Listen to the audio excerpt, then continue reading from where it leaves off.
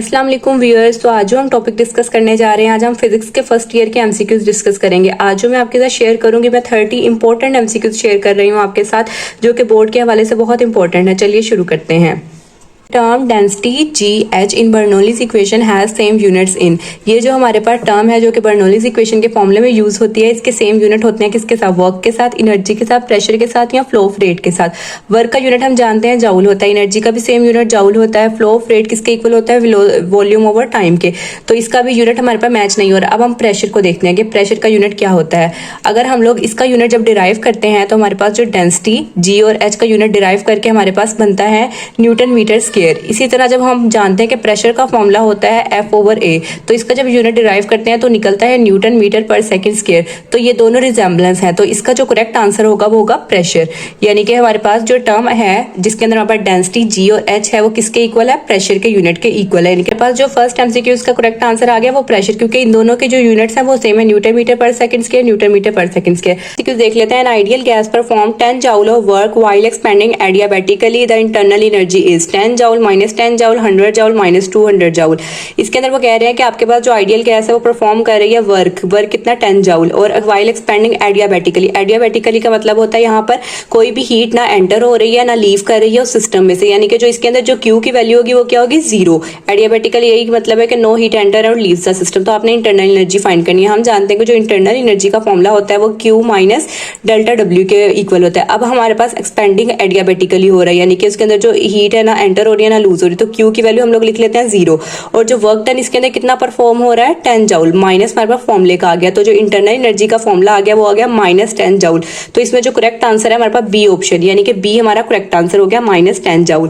Third MCQ देख लेते हैं। The average translational kinetic energy of gas molecule. ये आपको पता है कि जो एवरेज ट्रांसलेशन काइनेटिक एनर्जी होती है गैस मॉलिक्यूल की वो होती है 3/2 kT। तो फर्स्ट ऑप्शन को हम लोग टिक कर लेंगे। हमारे पास यहाँ पे 3 एमसीक्यू सोल्व हो गए।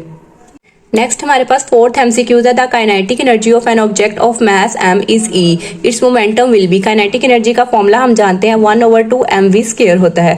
अगर अब हम इसमें से हम लोगों ने क्या फाइंड करना है? मोमेंटम, और मोमेंटम का फॉर्मूला होता है p is equal to mv। यहाँ से हम लोग v की वैल्यू फाइंड करेंगे जो कि काइनेटिक एनर्जी को हम पुट कर देंगे मोमेंटम के फॉर्मूले में। तो इस फॉर्मूले के अंदर से जो हमारे पास काइनेटिक एनर्जी का था v की वैल्यू फाइंड कर लेते हैं फ्रॉम काइनेटिक एनर्जी फॉर्मूला। तो काइनेटिक एनर्जी हमारे पास थी 1/2 mv स्क्वायर। अगर आपको v की वैल्यू फाइंड करनी है तो ये जो सारा फैक्टर है ये उधर जाके मल्टीप्लाई हो जाएगा, 2 काइनेटिक एनर्जी के साथ मल्टीप्लाई हो जाएगा, और m जो इधर प्रोडक्ट में था वो डिवाइड में आ गया, m इधर आ गया v स्क्वायर। अगर हम दोनों तरफ अंडर रूट ले लेंगे तो हमारे पास जो सिंपल v की वैल्यू आ गई वो 2 काइनेटिक एनर्जी ओवर m के बराबर आ गई। ये जो आपके पास v की वैल्यू आई है आप इसको पुट कर देंगे इस मोमेंटम के फॉर्मूले में जो कि किसके बराबर था? p is equal to mv। अब p हमारे पास क्या है? मोमेंटम। तो m as it is, v की जगह पे आप ये वाली वैल्यू पुट कर देंगे जो कि थी 2 काइनेटिक एनर्जी ओवर m। अब यहाँ पर आपको m सिंपल लिखा हुआ नजर आया, ये m का स्क्वायर रूट। आपको पता है कि अगर स्क्वायर रूट नीचे की तरफ हो तो हम लोग जो सिंपल m होता है उसको हम लोग 2 दफा लिख सकते हैं कि 2 दफा स्क्वायर रूट इसका। जब हम इसको स्क्वायर रूट को दोबारा से ओपन करेंगे तो ये इसका स्क्वायर बन जाएगा, स्क्वायर से स्क्वायर रूट कैंसिल हो जाएगा, इसलिए हम लोगों ने m को 2 दफा स्क्वायर रूट में लिखा। तो जो नीचे वाला स्क्वायर रूट है उसके m से एक कैंसिल हो गया, तो ये जो m जो था स्क्वायर रूट 2 काइनेटिक एनर्जी के अंदर आ गया। तो हम लोग इसको लिख सकते हैं कि हमारे पास जो p का फॉर्मूला यानी कि आ गया momentum 2 kinetic energy into m। तो इस ऑप्शन के अंदर हमारे पास लास्ट वाला जो ऑप्शन है डी, इसके अंदर काइनेटिक एनर्जी को सिंपली ई यूज किया गया है। तो हमारे पास जो लास्ट ऑप्शन था वो हमारा करेक्ट ऑप्शन है एमसीक्यूज नंबर 4 का, जो कि आ गया 2me स्क्वायर रूट के बराबर। अब हम देख लेते हैं fifth MCQs. The frequency of waves produced in microwave oven. ये आपकी बुक की लाइन है। जो माइक्रोवेव के अंदर हमारे पास फ्रीक्वेंसी होती है माइक्रोवेव अवन की वो हमारा फिक्स होती है, जो कि हमारे पास होती है 2450 मेगाहर्ट्ज के इक्वल। तो ऑप्शन नंबर सी हमारा करेक्ट आंसर आ गया इक्वेशन नंबर 5 का। नेक्स्ट हमारे पास 6 एमसीक्यूज है। The increase in velocity of sound in air for 1 degree centigrade rise in temperature is. हम जानते हैं कि जो हमारे पास वेलोसिटी के अंदर इंक्रीज आता है वो 0.6 मीटर पर डिग्री सेंटीग्रेड आता है। तो आपको इसको सेंटीमीटर में कन्वर्ट करना पड़ेगा क्योंकि पर डिग्री सेंटीग्रेड है। तो जब आप 0.6 को आप 100 से मल्टीप्लाई करते हैं तो आपके पास आ जाता है 60 सेंटीमीटर पर सेकेंड। अब आपने अपनी क्लोजेस्ट आंसर इसके इर्द गिर्द देखना है। यहाँ पर आपके पास आ गया 60 सेंटीमीटर पर सेकेंड, और इसमें से अपना करेक्ट ऑप्शन चूज करना है। फर्स्ट एमसीक्यू था हमारे पास 61 सेंटीमीटर पर सेकेंड स्क्वायर, सेकेंड है 0.61, थर्ड है 61, लास्ट है 1.61। तो अगर हम इसकी बात करें तो ये जो हमारे पास 0.61 था ये तो इस वाली वैल्यू से बहुत ज़्यादा स्मॉल है और 61 बहुत ज़्यादा लार्ज हो जाएगा, क्योंकि ये हमारे पास सेंटीमीटर पर सेकंड स्क्वायर और ये simple metre per second square, और 1.61 तो टू लार्ज हो जाएगा।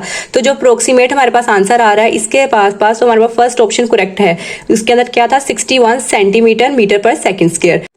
अब हम सेवंथ एमसीक्यू देख लेते हैं। Seventh MCQ the ratio of velocity of disc to hoop is. हम लोगों ने रेशियो फाइंड करनी है डिस्क की वेलोसिटी की एंड हूप की वेलोसिटी की। रेशियो का मतलब होता है हम इन दोनों को डिवाइड करके देखना है, इन दोनों के दरमियान कितनी रेशियो आती है। जो हम लोग जानते हैं कि जो डिस्क की वेलोसिटी होती है वो 4gh/3 स्क्वायर रूट के बराबर होती है, और जो वेलोसिटी ऑफ हूप होती है वो स्क्वायर रूट gh के बराबर होती है। अब हमने इन दोनों के दरमियान रेशियो निकालनी है, तो पहले डिस्क लिखा बाद में हूप लिखा, इसलिए हम लोग जो डिस्क की वैल्यू है ऊपर रखेंगे और वेलोसिटी ऑफ हूप नीचे रखेंगे। तो अब हम लोग दोनों की वैल्यूज को प्लेस कर देते हैं। हमारे पास ऊपर आ गया 4gh/3 डिवाइड कर देंगे हम लोग gh से।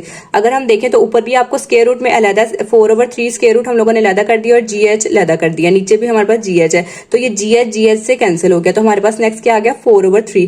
4 का अब जानते हैं कि जब हम स्क्वायर रूट लेते हैं तो वो किसके बराबर आ जाता है, 2 के बराबर, और 3 के ओवर में एज इट इज आ जाएगा। तो हमारे पास 2/√3 आ गया। तो इन सब में ऑप्शन देखें तो आपको जो फर्स्ट ऑप्शन है वो करेक्ट आंसर है, जिसका हमारे पास क्या आ गया, 2/√3। ए ऑप्शन हमारा करेक्ट आ गया सेवंथ एमसीक्यूज का। एमसीक्यूज देख लेते हैं, जो कि होता है the wavelength of nth mode of stationary wave in a close pipe. Close pipe के लिए हमारे पास जो nth मोड का वेवलेंथ के लिए फॉर्मूला होगा वो होगा डी ऑप्शन, 4l/2n+1। ये इसलिए होगा क्योंकि इसमें हम लोग ओड हार्मोनिक वैल्यूज को यूज करेंगे वेवलेंथ के लिए, बाकी सारे एप्लीकेबल नहीं है। तो हमारे पास डी ऑप्शन करेक्ट ऑप्शन है। 9 एमसीक्यूज है, 1 revolution per minute is equal to what radian. हम लोगों ने फाइंड करना है 1 रेवोल्यूशन पर मिनट। हम जानते हैं कि जब हम लोगों ने रेवोल्यूशन पर मिनट से किस में जाना हो, रेडियन पर सेकंड से, तो हम लोग इसको मल्टीप्लाई कर देते हैं 2π/60 से। तो हमारे पास 1 रेवोल्यूशन पर मिनट है, इसको आप लोग मल्टीप्लाई कर देंगे 2π/60 से। तो 60 से जब हमारा सॉल्व करके आ जाएगा, 2 से ये कट गया तो हमारे पास आ गया π/30। तो π/30 हमारे पास radian per second, B option correct option आ गया। नेक्स्ट एमसीक्यूज है, if initial velocity of projectile become double the time of flight will become. अगर हम लोग इनिशियल वेलोसिटी को डबल कर दें तब टाइम ऑफ फ्लाइट के फॉर्मूले पे क्या फर्क पड़ेगा। हम लोग जानते हैं कि जो टाइम ऑफ फ्लाइट का फॉर्मूला होता है वो 2vi यानी कि initial velocity sine of theta over g के बराबर होता है। इसके अंदर जो vi यानी कि इनिशियल वेलोसिटी है इसको आपको डबल करना है, इसको आप लिख सकते हैं 2vi साइन ऑफ थीटा जी। अगर आप इसके अंदर से सिंपल 2 को, ये वाले 2 फैक्टर को आप अलग कर दें, बाकी आप फैक्टर सारा एज इट इज रहने दें, 2vi sine of theta over g, तो ये सारा फैक्टर तो t के बराबर भी था, तो आपके पास एंड पे रिजल्ट आ गया 2t। यानी कि अगर आप वेलोसिटी को डबल करते हैं तो आपके पास जो टाइम की वैल्यू है वो भी डबल हो जाती है। तो हमारे पास जो करेक्ट ऑप्शन आ गया वो आ गया सी ऑप्शन, 2 टाइम्स। 11 एमसीक्यूज हमारे पास है, the height of projectile is maximum at an angle of projection. Height of projectile maximum कब होती है। हाइट ऑफ प्रोजेक्टाइल का हम फॉर्मूला जानते हैं h=vi साइन ऑफ थीटा का होल स्क्वायर डिवाइडेड बाय 2। तो आपने देखना है कि ये मैक्सिमम कब होगी, यानी कि इसका थीटा कितने एंगल पर होगा जब ये मैक्सिमम होती है। आप जानते हैं कि जब हम हाइट फाइंड करते हैं तो उसके अंदर जो वेलोसिटी की वैल्यू क्या हो जाती है, वर्टिकल। वर्टिकल के केस पे अब जो हमारे पास वेलोसिटी होती है वो परपेंडिकुलर होती है। तो परपेंडिकुलर में हमारे पास हमेशा जो थीटा आता है, एंगल आता है, वो हमारे पास 90 डिग्री का आता है। तो हमारे पास करेक्ट ऑप्शन आ गया डी ऑप्शन, यानी कि 11 का हमारे पास मैक्सिमम कब होगी वेलोसिटी, जब वो एंगल उसका 90 डिग्री पर होगा। आगे 12 एमसीक्यूज है, आई यूनिट वेक्टर डॉट प्रोडक्ट है के यूनिट वेक्टर मल्टीप्लाई बाय आई। यानी कि यहाँ पर क्या हो रहा है, हमारे पास जो के और जो आई है इन दोनों के दरमियान क्रॉस प्रोडक्ट है और ये आई के साथ डॉट प्रोडक्ट हो रहा है। जब भी हम इसको सोल्व करते हैं पहले ब्रैकेट वाली चीज को सोल्व करते हैं। I unit vector as it is रहा, डॉट प्रोडक्ट भी एज इट इज रहा। जब हम लोग के का क्रॉस प्रोडक्ट लेते हैं आई के साथ तो वो हमारे पास जे के इक्वल आता है। और आपको पता है जब हम डॉट प्रोडक्ट लेते हैं दो ऑपोजिट क्वांटिटीज का तो वो हमेशा 0 के इक्वल होती है। तो हमारे पास डी ऑप्शन करेक्ट ऑप्शन आ गया। नेक्स्ट 13 एमसीक्यूज है, refractive index of water is. ये आपकी बुक पे मेंशन है कि जो रिफ्रैक्टिव इंडेक्स होता है वाटर का वो हमारे पास 1.33 के बराबर होता है। रिफ्रैक्टिव इंडेक्स को हम लोग एन से शो करते हैं, तो बी ऑप्शन हमारे पास करेक्ट आंसर आ गया। क्वेश्चन नंबर 13 का बी ऑप्शन है 1.33। MCQs number 14, if two non zero vectors A and B are parallel to each other. अगर दो नॉन जीरो वेक्टर्स ए और बी एक दूसरे से पैरेलल हो जाए। पैरेलल का मतलब होता है कि अगर हम लोग उन दोनों के दरमियान एंगल लेते हैं वो हमारे पास 0 डिग्री का आता है। अब ये जो ए और बी दो वेक्टर्स ले लें, ये हम लोगों ने नॉन जीरो लेना है, यानी कि इनका अगर हम डॉट प्रोडक्ट लें या क्रॉस प्रोडक्ट लें तो हमारे पास 0 आंसर नहीं आना चाहिए। तो हम लोग यहाँ पर बेसिकली सिंपल जो ले लेते हैं वो हम लोग सी ऑप्शन को करेक्ट आंसर मान लेते हैं, क्योंकि यहाँ पर हम लोग ए और बी दोनों का डॉट प्रोडक्ट ले रहे हैं तो वो किसके किसके मैग्नीट्यूड के बराबर आ रहा है, उन दोनों के मैग्नीट्यूड के बराबर आ गया। तो ए डॉट प्रोडक्ट, अगर हम ए वेक्टर का डॉट प्रोडक्ट लें बी के साथ तो वो सिंपली उसके मैग्नीट्यूड के बराबर आ गया ए बी। तो सी ऑप्शन हमारे पास करेक्ट आ गया। नेक्स्ट एमसीक्यूज है हमारे पास 15, the uncertainty in time period of a vibrating body is. Uncertainty का फॉर्मूला फाइंड करना है आपने टाइम पीरियड के लिए।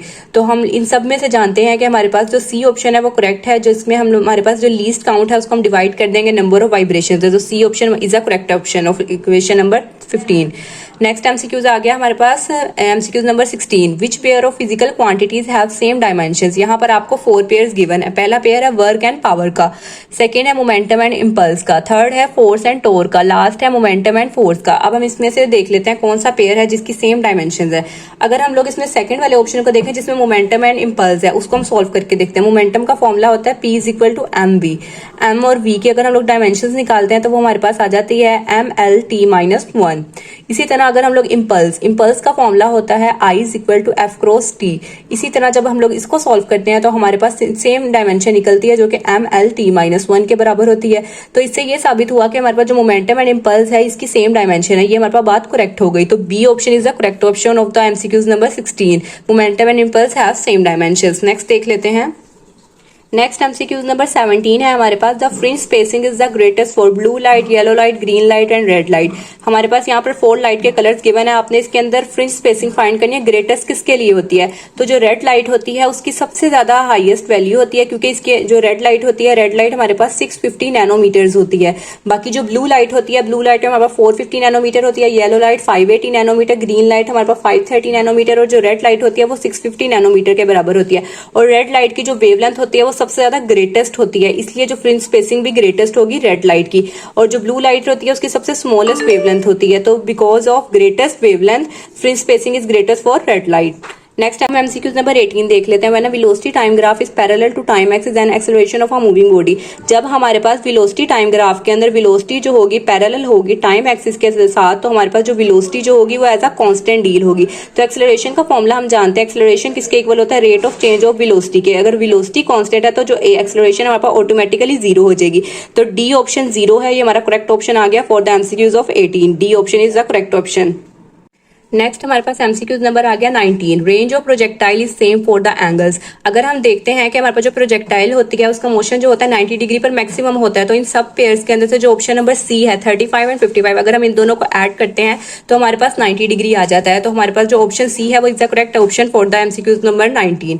अब हम एमसीक्यूज नंबर 20 देखने लगे। The dimension of kinetic energy is similar to power, momentum, torque and pressure. Kinetic energy का हम फॉर्मूला जानते हैं जो कि इक्वल होता है 1/2 mv स्क्वायर के। अगर हम लोग इसकी डायमेंशन निकालें तो हमारे पास आ जाता है ml²t-2।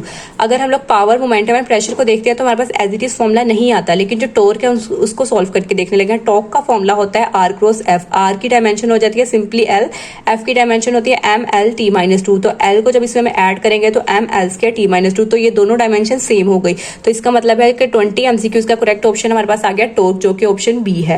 नेक्स्ट एमसीक्यूज है 21 एमसीक्यूज में हमारे पास क्या है, square root m/k and square root l/g has same units, numerical value, time period and damping. क्या m/k के यूनिट सेम होते हैं l/g से? नहीं, क्योंकि m का kg होता है, k एज अ कांस्टेंट होता है। इसी तरह l हमारे पास मीटर में आता है और g का unit metre per second square होता है, तो इनके यूनिट सेम नहीं है।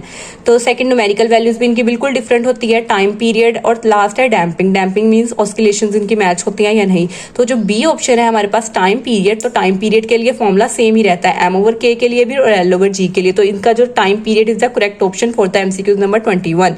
नेक्स्ट हम देख लेते हैं MCQs number 20। If 20 waves pass through a medium in 1 second with the speed of 20 metre per second square, then wavelength is. अब हम लोगों ने वेवलेंथ फाइंड करनी है। वेवलेंथ का फॉर्मूला हम लोग जानते हैं, wavelength is equal to v/f। इसके अंदर जो वेलोसिटी की वैल्यू हमें गिवन है वो गिवन है 20 मीटर पर सेकंड स्क्वायर, और फ्रीक्वेंसी कितनी है इसमें से 20 वेव्स। तो जब हम 20 को 20 से सॉल्व करते हैं तो हमारे पास 1 आ जाता है। तो 1 metre is the correct option for the MCQs number 22। Next MCQs है हमारे पास MCQs number 23, the velocity of sound in vacuum at 0 degree centigrade, 280, 335, 332 and 0। जो वेलोसिटी होती है साउंड की इन वैक्यूम में 0 डिग्री पर वो 0 ही होती है, क्योंकि वैक्यूम के अंदर कोई भी मॉलिक्यूल्स नहीं होते वेलोसिटी के, तो इसलिए हम लोग 0 कंसीडर कर लेते हैं। हमारे पास जो 23 का करेक्ट ऑप्शन आ गया वो है डी ऑप्शन, यानी कि 0। नेक्स्ट आ गया MCQs number 24, the wavelength of X-rays is of order of 10 centimetre, 10 metre, 10 की पावर 10 मीटर, 10 की पावर -10 मीटर। हम लोग जानते हैं कि जो हमारे पास इलेक्ट्रोमैग्नेटिक वेव्स का स्पेक्ट्रम आता है, उस स्पेक्ट्रम के जरिए जो एक्स रेज की वेवलेंथ की वैल्यू होती है वो फिक्स होती है, जो कि होती है 10 की पावर 10 मीटर। तो सी ऑप्शन हमारे पास करेक्ट ऑप्शन है for the MCQs number 24। Next हमारे पास एमसीक्यूज नंबर 25 है। The detector in photodiode is made up of. Photodiode जो होता है बेसिकली वो सेमीकंडक्टर से मिलकर बना होता है, और जो सेमीकंडक्टर होते हैं वो दो खास किस्म के होते हैं, जिसमें सिलिकॉन सबसे बेस्ट सेमीकंडक्टर होता है। सेमीकंडक्टर का काम होता है लाइट एनर्जी को इलेक्ट्रिकल एनर्जी में कन्वर्ट करना। तो जो हमारे पास 25 का जो करेक्ट आंसर आएगा, उसके अंदर जो फोटोडायोड है वो मेड अप ऑफ सिलिकॉन होता है। Silicon is the correct answer for MCQs number 25। Next MCQs है 26। If temperature of sink is absolute zero then the efficiency of heat engine. हमारे पास जो टेम्परेचर की वैल्यू है सिंक की वो एब्सोल्यूट जीरो है, तो फिर एफिशिएंसी क्या होगी हीट इंजन की। एफिशिएंसी का फॉर्मूला हम लोग जानते हैं 1 minus T sink over T source. ऊपर हम लोगों ने सिंक की वैल्यू लिखनी है, नीचे हम लोगों ने सोर्स की वैल्यू रखनी है। सिंक की वैल्यू हमें गिवन है कि वो क्या आ गई 0, 1 माइनस 0 ओवर टी सोर्स। जब हम इसको सॉल्व करते हैं हमारा आंसर आता है या तो 1 आता है या फिर हमारे पास 100%। तो यहाँ पर हमारे पास 1 गिवन नहीं है, तो 100% is the correct answer for the MCQs number 26। Next MCQs है हमारे पास no entropy changes take place in, यानी कि एंट्रोपी चेंज किसमें नहीं होती, आइसोथर्मल, आइसोबैरिक, आइसोकोरिक या एडियाबैटिक। तो एंट्रोपी चेंज नहीं हो रही किसमें। एंट्रोपी का जो डायरेक्ट ताल्लुक होता है, एंट्रोपी का फॉर्मूला होता है delta S is equal to delta Q over T. यानी कि अगर एंट्रोपी चेंज होगी तो ऑटोमेटिकली जो हमारे पास हीट है वो भी चेंज होगी, यानी कि इन दोनों का डायरेक्ट ताल्लुक है। तो जो आइसोथर्मल, आइसोकोरिक और आइसोबैरिक, इन सब फॉर्मूले में जो एडियाबैटिक है, एडियाबैटिक एक ऐसा प्रोसेस होता है जिसके अंदर ना हीट एंटर होती है ना लीव करती है सिस्टम को। तो एंट्रोपी चेंज किस सिस्टम में नहीं होती, एडियाबैटिक में। तो इसके अंदर हम लोग एडियाबैटिक हमारा करेक्ट ऑप्शन है एमसीक्यूज नंबर 27 के लिए। नेक्स्ट एमसीक्यूज है the time taken by light from the moon to the earth is. हम लोगों ने टाइम टेकन फाइंड करना है, जो कि स्पीड ऑफ लाइट का लिया जा रहा है मून से अर्थ का। जो मून से लेके अर्थ तक का जो डिस्टेंस आता है वो हमारे पास होता है 384,400 किलोमीटर। अब हमारे पास जो स्पीड ऑफ लाइट का जो फॉर्मूला होता है हमारे पास वो होता है 299,792 किलोमीटर पर सेकेंड। अगर हम लोग इन दोनों वैल्यूज को डिवाइड करते हैं हमारे पास आता है 1282। अगर हम लोग अब इस वैल्यू को 100 से मल्टीप्लाई करते हैं ताकि हम लोग मिनट्स और सेकंड्स में अपनी वैल्यू को निकाल सके, तो हमारे पास जो आंसर आता है वो आता है 1 मिनट 20 सेकंड। तो B option is the correct option, 1 minute 20 second for the 28 MCQs. Next MCQs है 29। If radius is equal to 2.25 plus minus 0.01 centimetre then the percentage uncertainty in R. हम लोगों ने परसेंटेज अनसर्टेनिटी फाइंड करनी है radius की, और आपको यहाँ पे दो वैल्यूज गिवन है। परसेंटेज अनसर्टेनिटी को निकालने का फॉर्मूला हम लोग जानते हैं कि एब्सोल्यूट वैल्यू को हम लोग ऊपर रखते हैं और मेजर्ड वैल्यू को हम लोग नीचे रखते हैं। यानी कि ये परसेंटेज निकालने का फॉर्मूला है, और मल्टीप्लाई हम लोगों ने करना होता है 100% से। तो एब्सोल्यूट वैल्यू जो आपको यहाँ पे गिवन है वो है हमारे पास 0.01 सेंटीमीटर, और जो मेजर्ड वैल्यू है वो है हमारे पास 2.25 मल्टीप्लाई बाय 100। जब आप इसको सॉल्व करते हैं तो आपके पास जो परसेंटेज में आंसर आता है वो 0.4 आपको क्वेश्चन में गिवन है। तो C option is the correct option for the MCQs number 29। Next MCQs number 30। Magnitude of the resultant vector of 16 newton and 8 newton which is perpendicular. आपको दो मैग्नीट्यूड वैल्यूज गिवन है, एक 16 न्यूटन एंड 8 न्यूटन। आपको इन दोनों values का resultant magnitude निकालना है। Magnitude निकालने का फॉर्मूला हम लोग जानते हैं, आपको दोनों वैल्यूज का लेकर स्क्वायर ले लेना है। 8 न्यूटन एंड 6 न्यूटन का स्क्वायर लेकर इसके ऊपर अंडर रूट लगा लेना। जब आप इसको सॉल्व करते हैं तो आपके पास आता है 320।